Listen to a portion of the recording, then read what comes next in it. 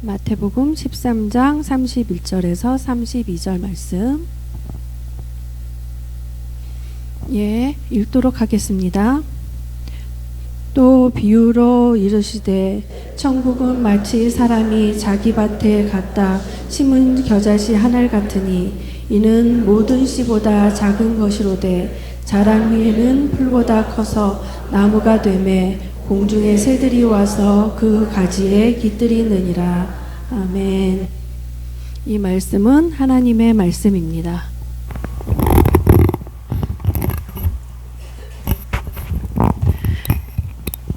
오늘은 사무엘 맏뱃에 대해서 말씀드리겠습니다. 오늘 저녁 때 제가 저녁 예배를 이렇게 올라와서 설교하기는 또 처음인데요. 우리 주변에 한번 보시고 함께 축복을 빌어주는 시간을 갖도록 하겠습니다. 오늘 하루도 수고하셨습니다.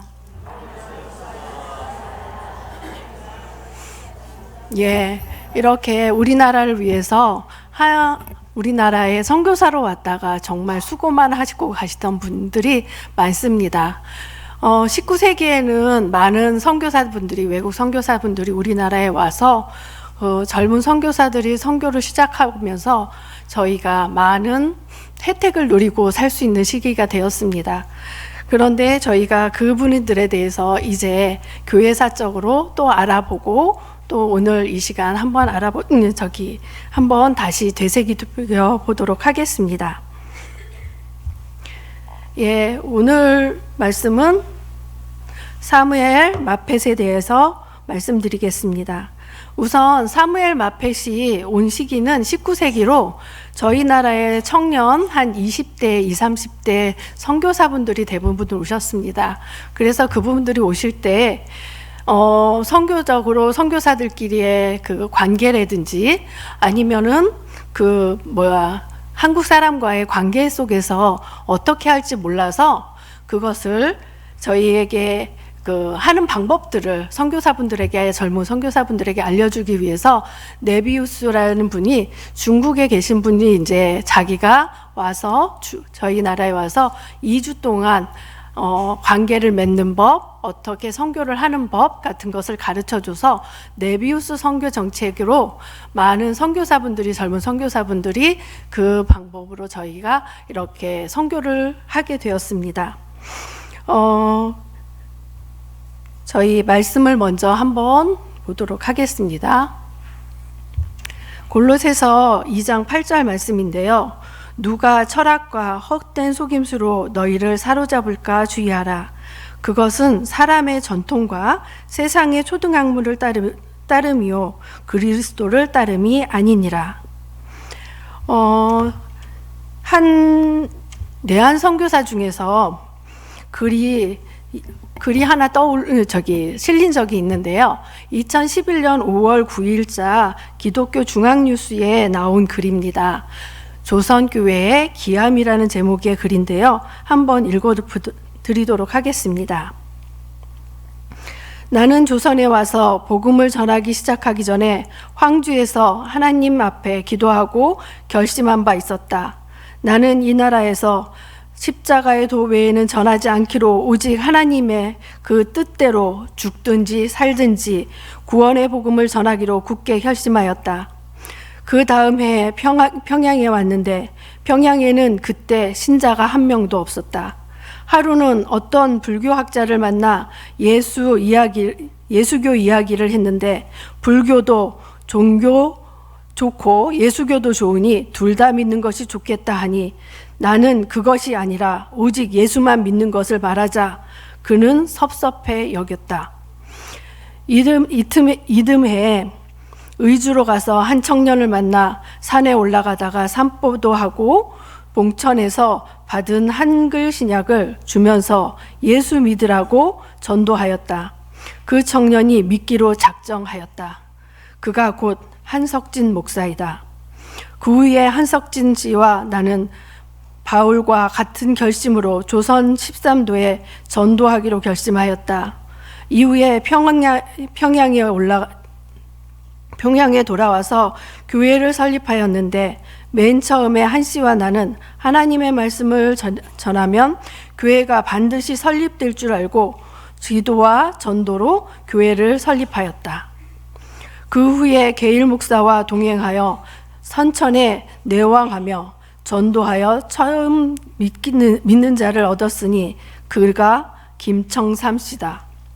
나는 처음 결심은 바울과 같이 똑같았다. 바울은 다른 복음을 전하지 않고 만일 다른 복음을 전하면 저주를 받으리라고 결심하였다. 그래서 나도 그리스도의 십자가 복음 외에는 다른 것은 전하지 아니하기로 결심하였다.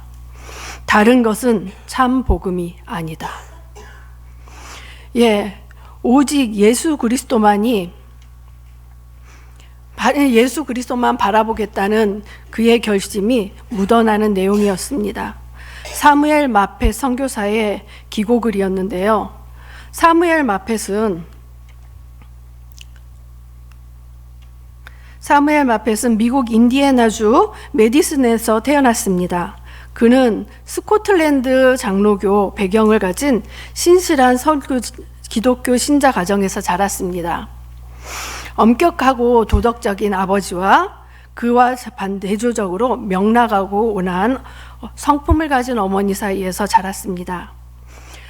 사무엘 마펫은 11세에 예수를 그리스도로 받아들였습니다. 그리고 고백하였습니다. 15세에 하노빌 고등학교에 입학했습니다. 그리고 하노빌 대학교와 화학을 전공하고 석사학위로 졸업하였습니다. 그 후 미국 보수주의 신학의 요람이자 많은 해외 선교사를 길러낸 맥코믹 신학교에 입학하여 해외 선교의 꿈을 꾸게 됩니다.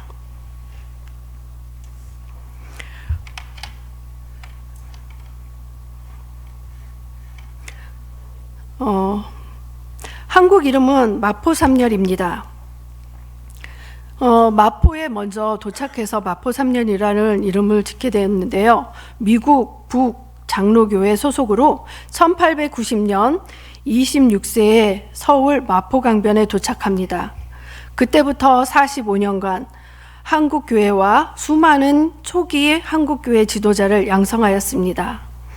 마포삼년은 한국의 영적 아버지라고 불립니다.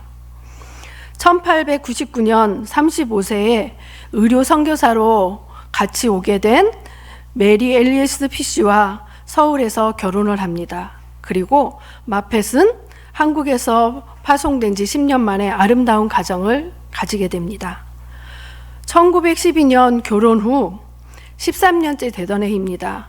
부인 메리 앨리스 피쉬가 4세와 7세의 두 어린 자녀를 두고 안타깝게도 순직하게 됩니다. 3년 후에 1915년 부인의 사촌인 루시아 펀씨와 재혼을 합니다. 그리고 그 가운데 3자녀를 얻게 되어 모두 5자녀를 얻게 됩니다. 그는 일제강점기 한국인을 각별히 사랑하여 한국인의 독립운동을 격려하고 뒤에서 적극적으로 도와 독립 성취를 위하여 많은 기도를 했으며 일제의 신사참배에 끝까지 저항하였습니다. 영상을 보도록 하겠습니다. 마펫은 의료 선교사였던 첫 아내를 잃는 아픔도 있었다. 하지만 평양에서 태어나 한국 목사들의 무릎에서 자란 5명의 아들들은 모두 건강하게 장성해 아버지와 같이 선교사가 됐다. 아버지와 같은 이름을 가진 셋째 아들 샘 휴 마펫. 중국 선교사였던 그는 예일대 박사가 되어 한국에 다시 돌아왔다. 그는 30년간 장로회 신학대학교와 연세대학교 등에서 학생들을 가르치는 한편 대학 교육 발전에 기여했다. 네, 이렇게 미국 북장로교회 파송 선교사로 와서 자기뿐이 아니라 자기의 자녀들까지도 이렇게 선교 활동을 하게 되는 정말 복된 가정을 얻게 되었습니다. 디모데후서 4장 2절 말씀을 보겠습니다. 너는 말씀을 전파하라. 때를 얻든지 못 얻든지 항상 힘쓰라.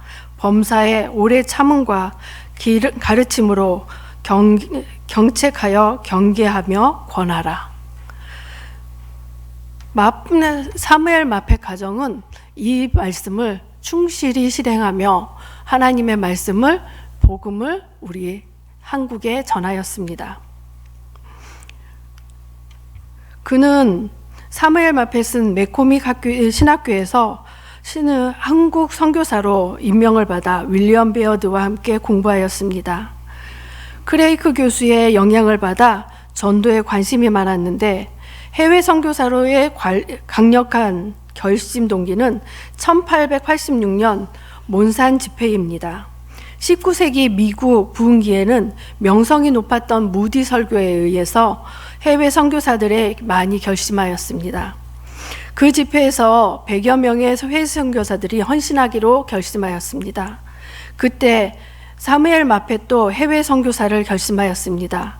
그는 학생 지원 운동 선교사로 지원하며 한국 선교사의 꿈을 키웠습니다. 사무엘 마펫은 1889년에 미국 북장로교회 선교부로부터 한국 선교사로 임명받았습니다. 1890년 1월 25일 그의 26세 생일날 인천 제물포회를 거쳐 서울 마포강변에 역사적인 첫 발을 내딛었습니다. 처음에 6개월은 한국어 공부를 하였습니다. 이후 언더우드로부터 경신학교의 전신인 예수교 학당을 인수하여 교육사업에 몰두하게 되었습니다. 1893년부터 평양을 중심으로 평안 남북도, 황해도 일대를 순회하여 많은 사람들에게 복음을 전파하고 곳곳에 교회를 설립하였습니다. 몇 차의 전도 여행을 시작하는데요. 13도를 모두 돌아다니면서 전도 여행을 하는데 그 중에 첫 번째 전도 여행부터 9차례의 전도 여행까지를 하게 됩니다. 사무엘 마펫은 1차 전도 여행 가운데 평양에 2주 동안 머물게 됩니다. 그리고 2차 전도 여행 때는 평양에서 3개월을 머물게 됩니다. 1991년 3차 전도 여행에서는 의주를 거점으로 제2의 거점으로 삼기도 합니다. 93년 7월 전도 여행 당시 평양은 미전도 종족으로 10만 명의 인구가 복음을 모르는 불모지였습니다.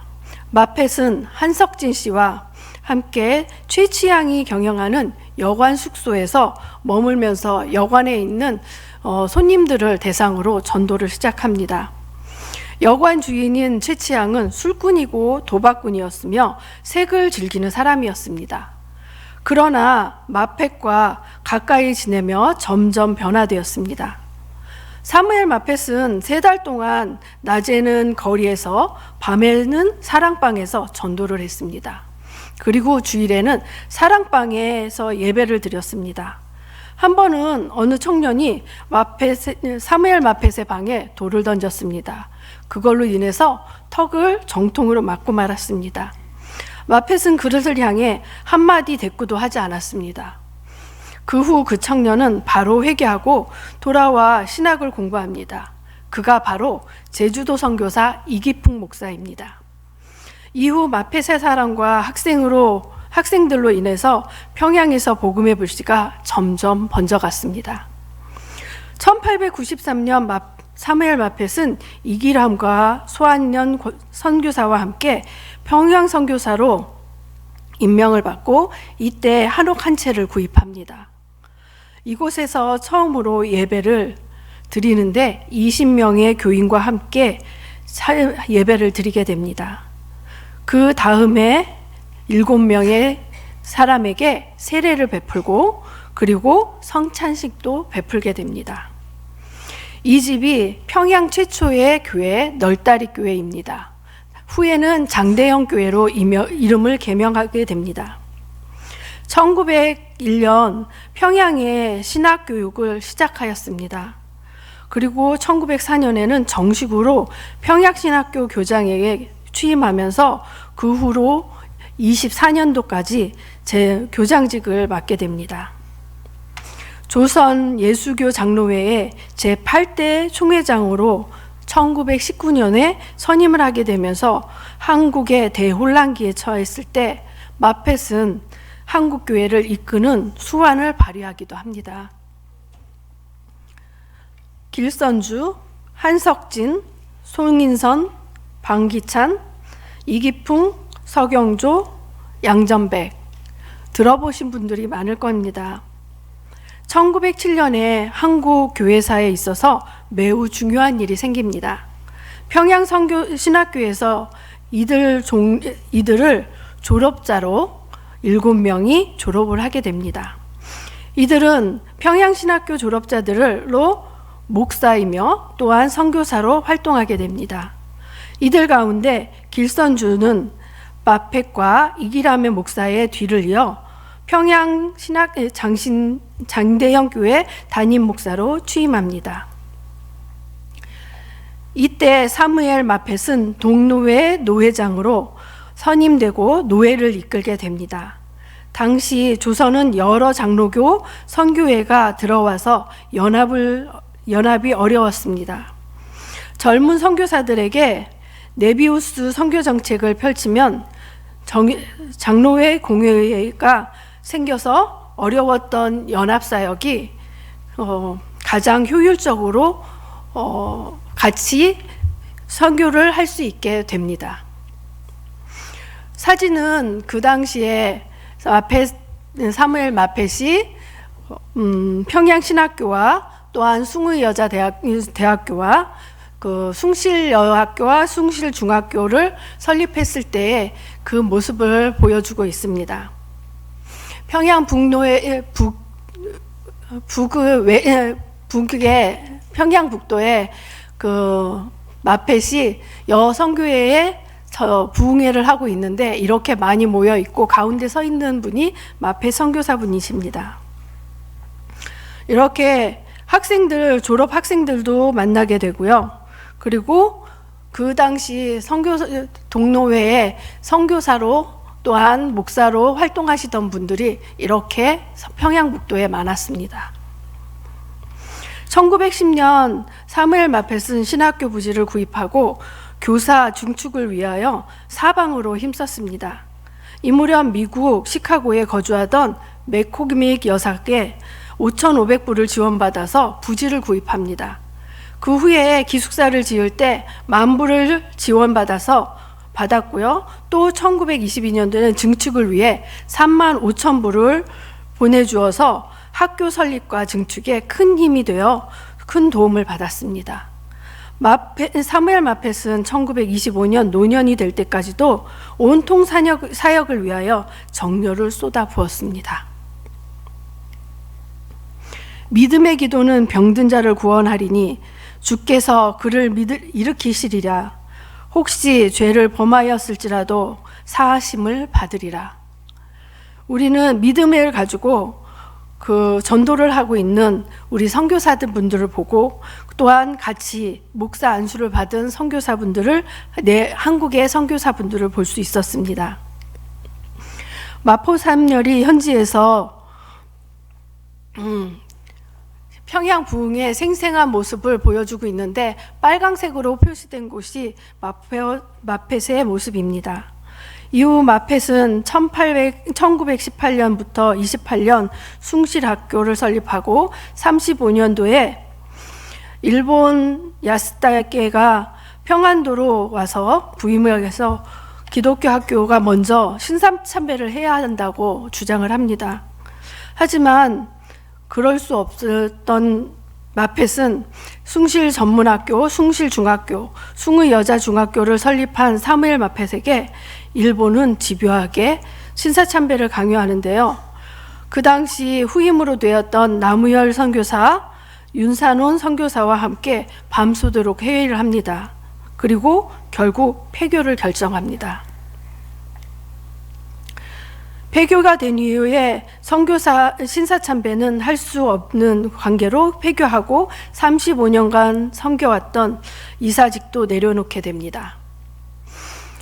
마펫은 마음이 상심이 되어 그때 함께 했던 그 노령의 나이에 불구하고 한국을 위해 했던 일제 말기에서 한결같은 자세로 신앙의 지조와 신학의 전통성을 지켜오려고 혼신의 노력을 하였습니다. 그가 평양을 떠날 때 평양은 한국의 예루살렘이었습니다. 주일 아침이면 평양은 교회당 종소리가 하늘로 치솟았고 평양을 중심으로 주위 천여 개 교회가 별같이 반짝이었습니다. 은퇴할 무렵에 15만 명의 신자가 있었고 그를 영적 아버지라 불렀습니다. 그리고 세계 선교 역사에서 찾아보기 어려운 놀라운 업적을 이루었던 것입니다. 그때의 모습을 보여주고 있는데요. 이때 신사참배를 요구했던 그 일본은 마펫이 폐교를 하자 마펫을 암살하려는 계획이 있었고 그것을 마펫이 듣게 됩니다. 그래서 피하기 위해 70세의 나이로 결국은 미국으로 향하게 됩니다. 미국으로 향하는 그 발걸음을 얼마나 무거웠을지 봅니다. 되돌아오기를 바라며 은퇴 후에도 계속 선교를 하고자 했고 또 계속된 선교를 하고자 했으나 돌아올 때까지 정말 어려운 사정에서 살고 있었습니다. 자기 집도 없이 미국으로 가서 이웃의 도움으로 집을 얻고 그 집에서 살아서 정말 경제적으로 어려운 가운데 생활했다고 합니다. 그래도 아들은 막내는 고등학생이고 또한 대학교 의대를 다니고 신학교를 공부하는 대학생들의 자녀들과 넷이 있었습니다. 교수와 학생 대표가 한자리에 모였다.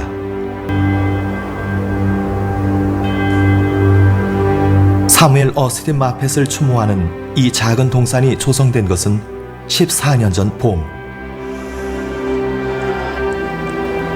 그날 이곳에서는 뜻깊은 행사가 있었다.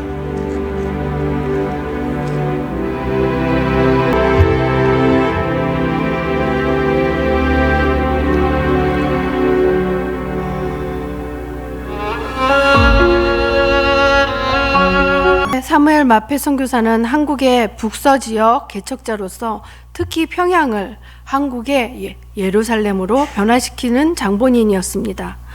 그는 또한 한국 장로교회 초석을 놓았고 우리나라의 기독교 교육과 문화 발전에 많은 노력을 하였습니다. 특히 신학교육, 즉 목회자 양성에 힘을 썼습니다. 또한 한국의 독립과 발전에도 남다른 관심을 보였습니다. 무엇보다 한국인들을 자기 민족처럼 사랑했고 한국인의 아픔을 자기 아픔으로 여겼습니다.